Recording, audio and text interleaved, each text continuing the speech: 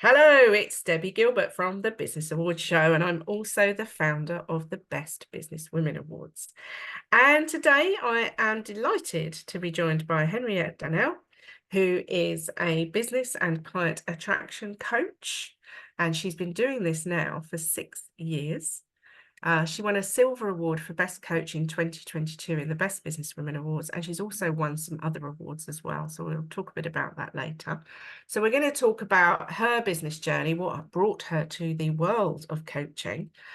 And I know she's going to have lots of valuable tips to share at the end. So make sure you listen to the end to find out what those are, because she's worked with lots of different businesses in lots of different industries. So she's got a wealth of knowledge to share today. So welcome, Henriette. Thank you. So lovely to see you again. Thanks for inviting me, Debbie. Appreciate it. Thank you, because we did a recording the other day for your podcast. I know, that's why I said, see, you get it's like deja vu.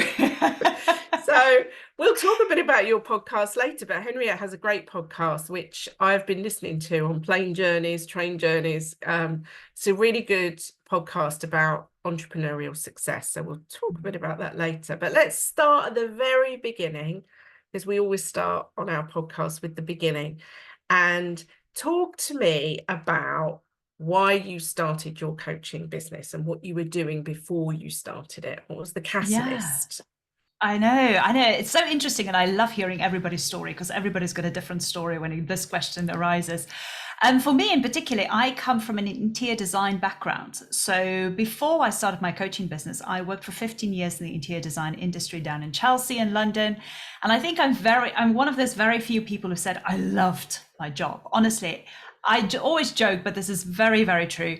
I got to be the one to walk on yachts in the south of France and Italy, down corridors of mansions and, palaces. And I loved it. It doesn't always sound that glamorous because walking with a hard hat, high-vis jacket and safety boots doesn't always seem that nice. But anyway, and then I think what happened is even though I love the job, I am always somebody who goes for the next level, level. So I was one of the top managers working for the company. And the next step would have been to take over from my MD. And she kindly dropped it in conversation one day that she wasn't ready to retire. She's possibly going to retire another 10, 15 years.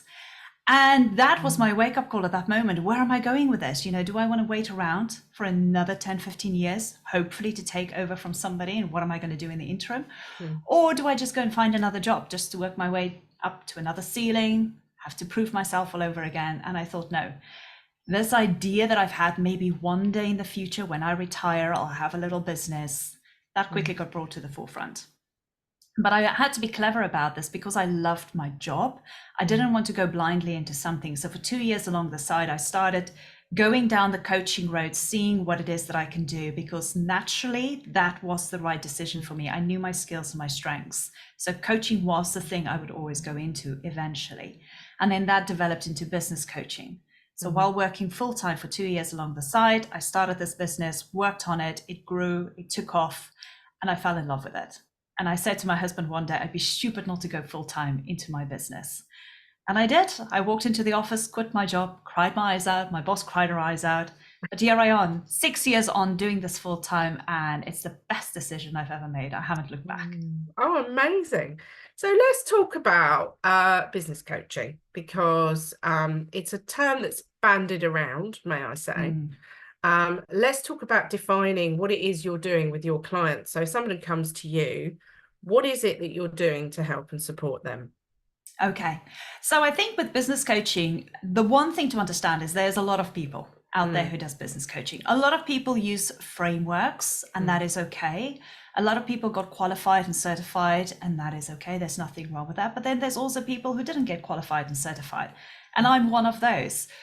For the main reason, because I know what my skills and my strengths are. And in particular, I'm very good to see something that is complicated for somebody else. I can then dissect it and put it back together and then give it to that person and say, here's a better way of looking at it. Now it becomes easier for them to absorb, to digest, and to get a result.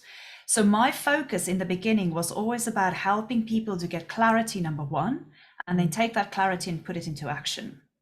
So where a lot of people use other tools such as NLP, EFT, etc., or strategies, I don't really use those tools. For me, it's about just helping people get clarity. And this is where the client attraction comes in. When we're business owners, the one thing we always want is to track clients continuously, not go through the feast or famine phases that most people go through. 1 month you get a couple of clients, and then for 3-4 months it's dead quiet, and then you get a couple of clients and then it's dead quiet, and that is not sustainable for any business owner. So I wanted to make sure that whatever it is that we need to do at the end of the day to get more clients, I kind of explain it in this way. And I'm sorry, I'm going to use an analogy quickly. You wouldn't go into your kitchen one morning and decide, right, today is the day. I'm going to bake a cake. I'm going to put a chicken in the oven. Oh, we can make some pancakes. I can do that curry recipe. And you know what? Let's throw in an apple tart while I'm at it. Now, unless you're a professional chef and you've got the help, you wouldn't do that in your kitchen. No. But for us as business owners, that's what we tend to do in our businesses. We feel that we need to do everything, and heavens forbid, the mess it creates, the overwhelm, and everything's going to turn out edible at the same time. So what I tend to do is, let's just say, let's scrape everything off the plate. Let's choose one recipe that is aligned with you. Do it over and over again until a point where you put the recipe in the drawer. You don't even need to look at it anymore, but you get the results every single time. And then when you've got that crafted down, then maybe let's add a little starter. Let's add a dessert. And that's how you grow and evolve a business as well. So it's about finding out what is that strategy that you want to put in place that works for you, that is aligned with you, and how are you going to do it without having to do everything else, and just stay focused. And you'll be so surprised how many times people get the results by just staying focused on one thing. It's so simple, actually. Yeah, so I imagine you're picking up the phone to overwhelmed entrepreneurs, really. People who've got so many ideas bursting out of their brain and are trying to do all of these things. And then what you're trying to do is help them to distill it down and look at the profitable areas of their business and how they can grow and potentially get support from maybe recruiting or using freelancers to build. Yeah, exactly. Yeah. And it's like anything, not one shoe fits everybody. Everybody is different.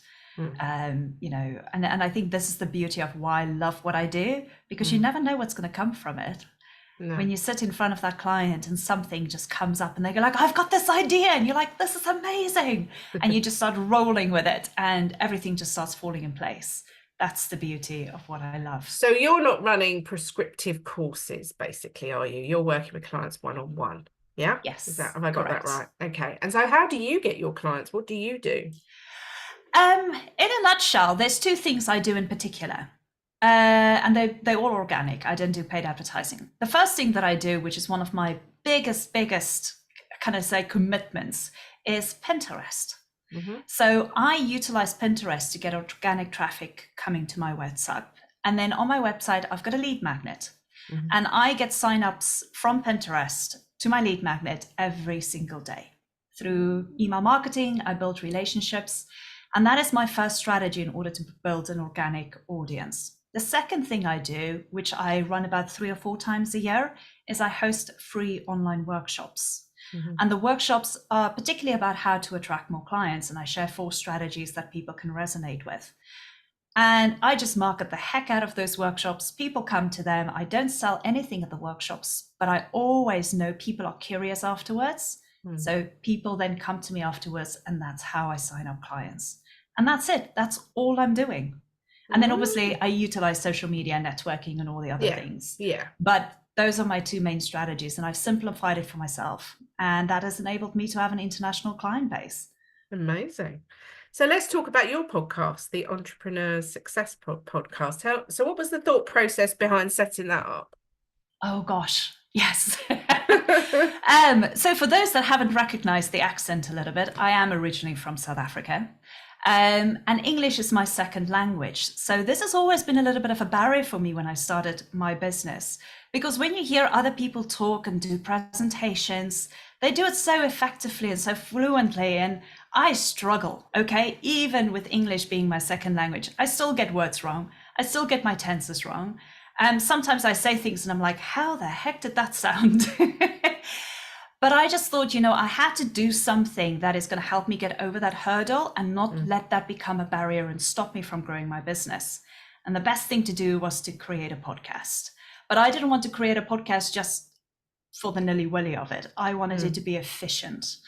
And that brought me to the idea of inviting expert women in business from all over the world to come and share their stories, but also share tips on business and what it is that they do in order to help people. And that really took off. I mean, I've got the podcast now, I've had it now for 4 years. And I think, equally, I learned so much from these women. It created a platform for them also to be showcased on. But if I'm really honest, on a personal note, it has really helped me get over that barrier of shying away from talking in public, so to speak. Yeah, and I mean, I've seen you talk in public. We were on a stage last year together because we both contributed to a book, didn't we, together last year called Fab Collab, all about collaboration in business, because Henriette and I met at a networking group called Sister Snog some years ago.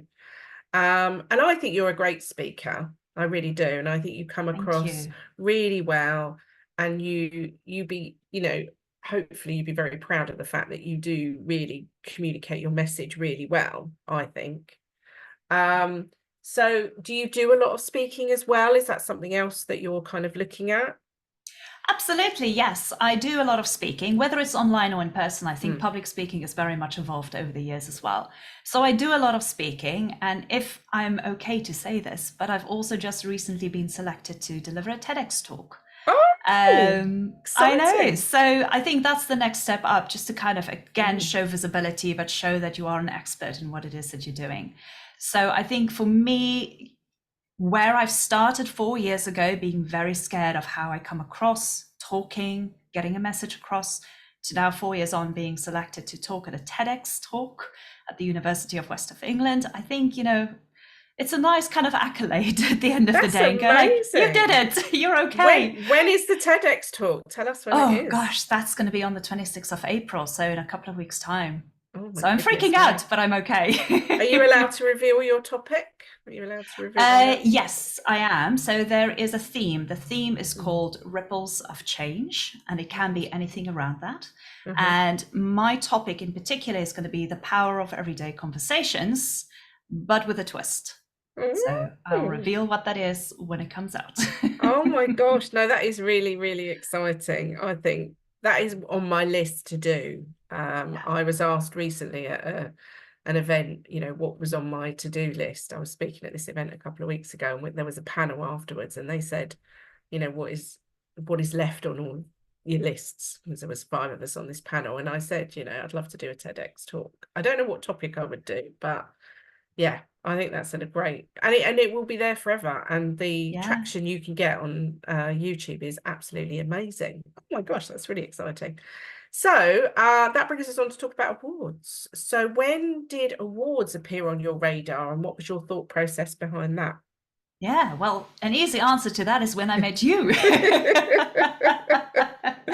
There you go. No, honestly, it is, because like you said, we met through Sister Snog, and I remember you and I had a brilliant conversation together, and you just mentioned, obviously, the Best Businesswomen Awards, and I was like, yeah, that's something that is far in the distance for me. That's something that I'm not able to do just yet.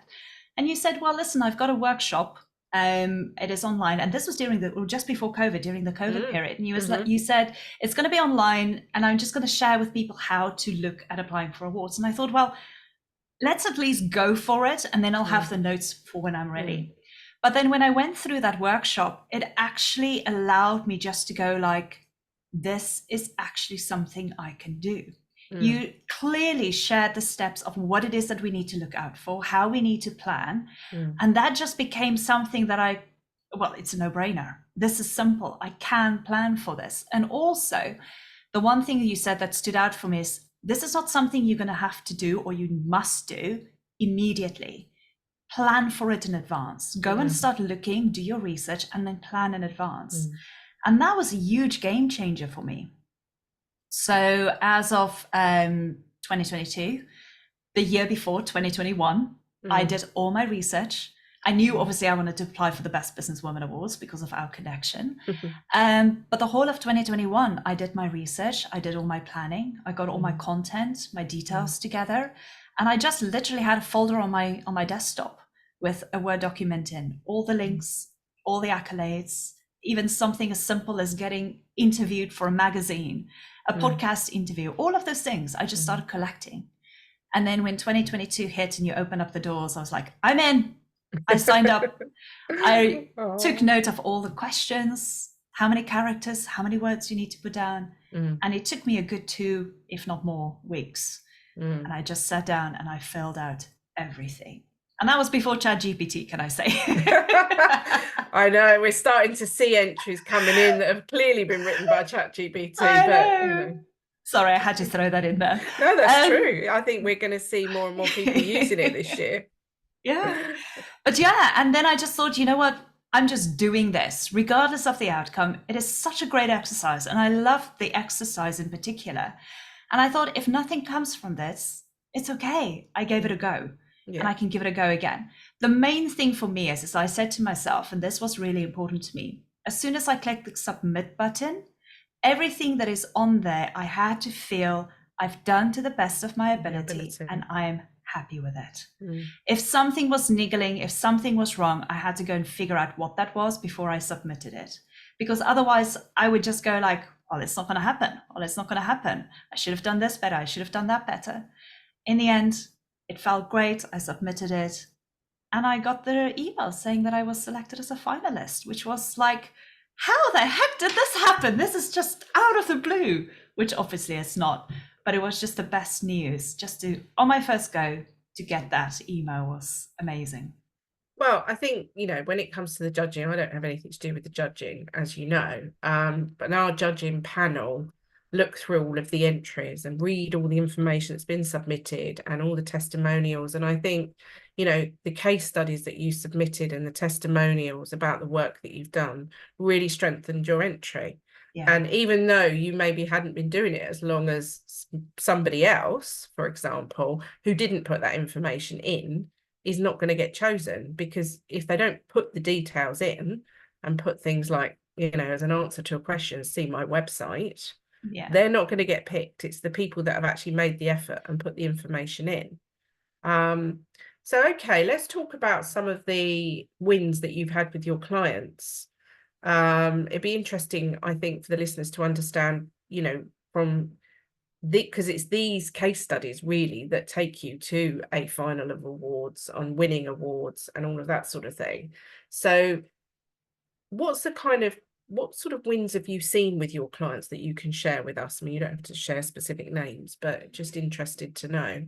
No, of course. I think, you know, because I only work with business owners who offer services. I don't work with people who sell products. So let me just get that into context. Okay. And I think the big problem for so many business owners who offer a service as a product is that they do not know how to put that together to make it as enticing as possible for a potential client. I mean, if I were to sell a pen and I show it to you, you can physically see it and you can make a decision to buy it or not.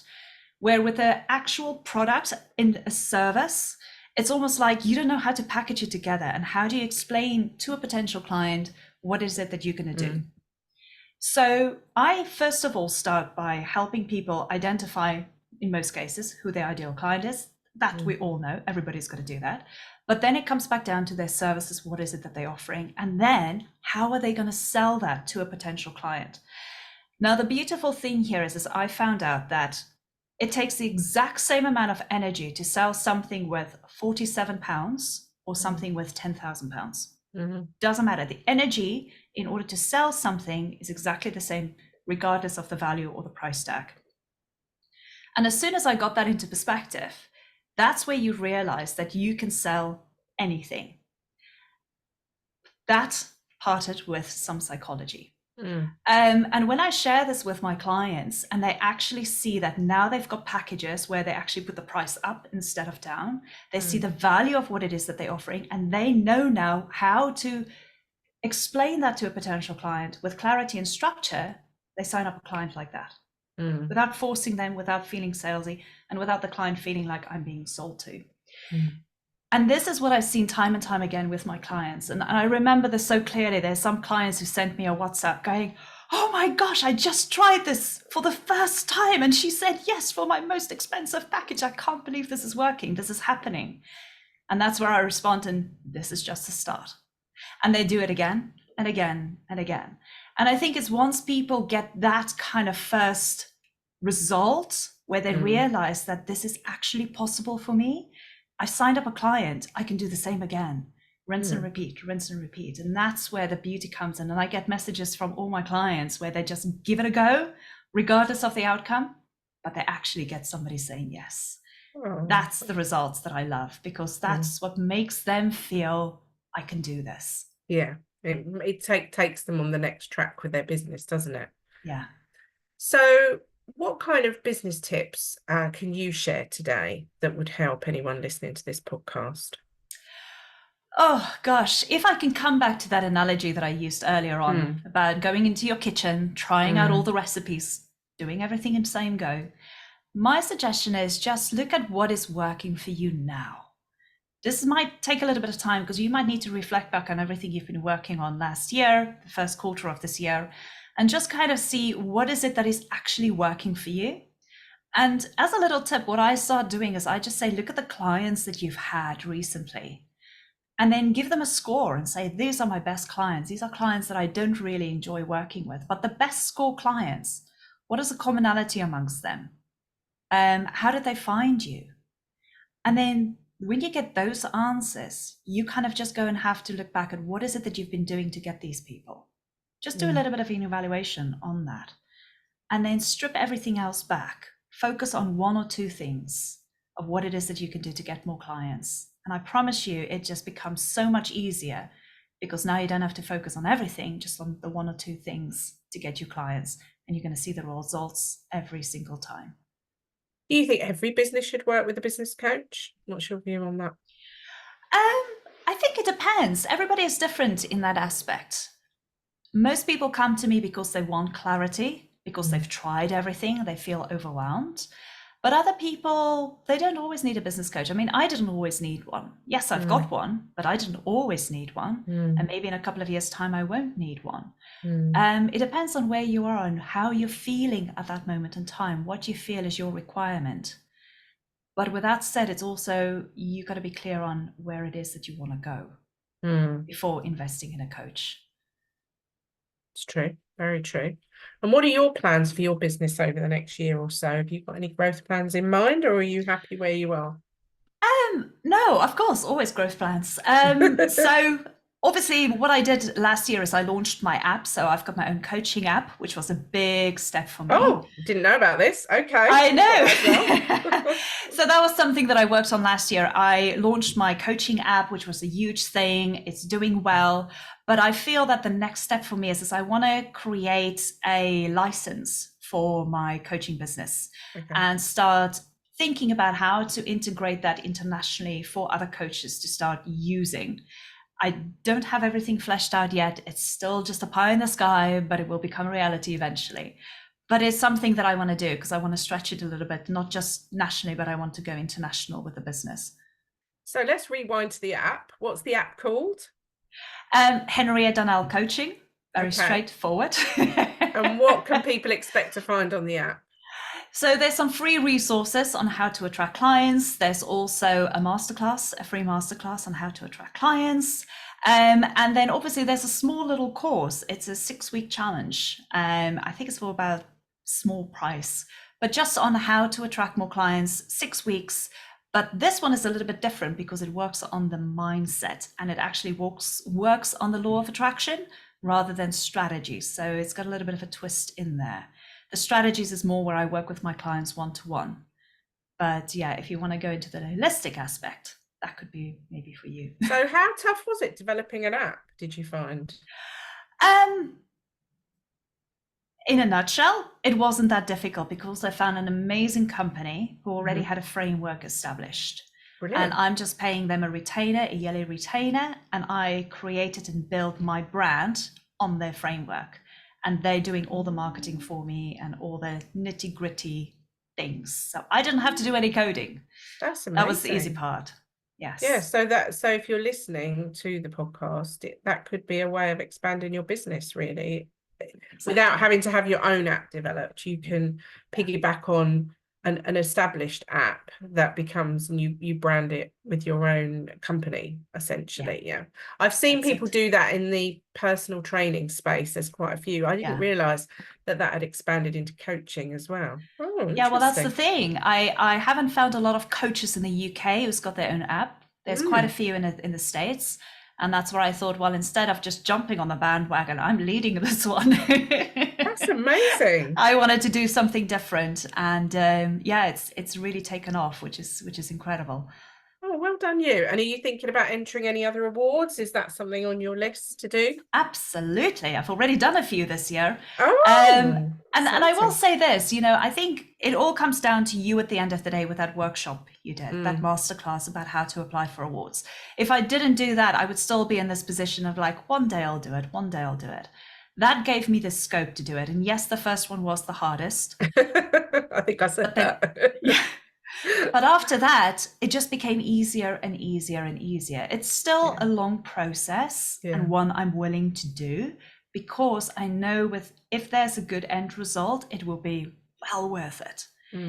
So yes, applying for awards every single year has become one of those things I do on my calendar without a doubt. And I always apply for about 3 or 4 awards. And if one comes to light, amazing. If none comes to light, also fine. We can try again next year. Yeah. And that's the thing. I think is always the information that you gather together for award entries, you can use in other areas of business anyway.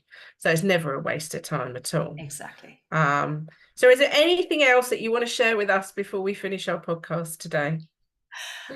Just give it a go. I think this is the thing, because, I think this is the kind of thing we think if we apply for awards and we don't get it, the disappointment is going to be massive. And just because we feel that we're worried about that disappointment, it's not worth it in doing it.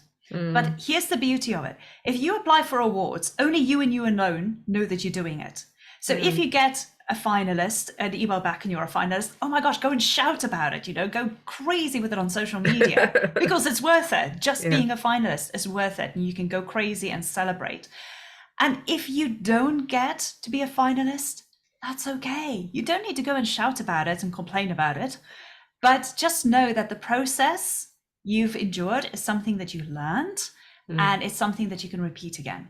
It is not a loss at the end of the day. You just got to go and do it again and do it again and get better at it until you get that result. Oh, wow. Great advice to end on. Thank you so much. So if you have listened to the episode and you're thinking you might need some business coaching and support in trying to attract your perfect clients, then we will add Henriette's details into the show notes. If you're watching on YouTube, they will be in the description. So just click on that and go follow her on social media. She's on Instagram, aren't you? And anywhere else can they find you? LinkedIn? And LinkedIn, Instagram and LinkedIn. That's where I'm hanging out. LinkedIn. And Pinterest, of course. Of course. Amazing. I think that's great that you're using that as a marketing tool. So go follow her, download the app off the App Store, Henriette Danel, and go through those steps that she shared today. I think you've shared so much information for people. And if you are in that, shall I enter awards this year or not? Well, hopefully Henriette has inspired you to start to think that actually they are attainable. No matter how small your business, it's all about the difference that you've made to your clients, which you clearly have made a huge difference.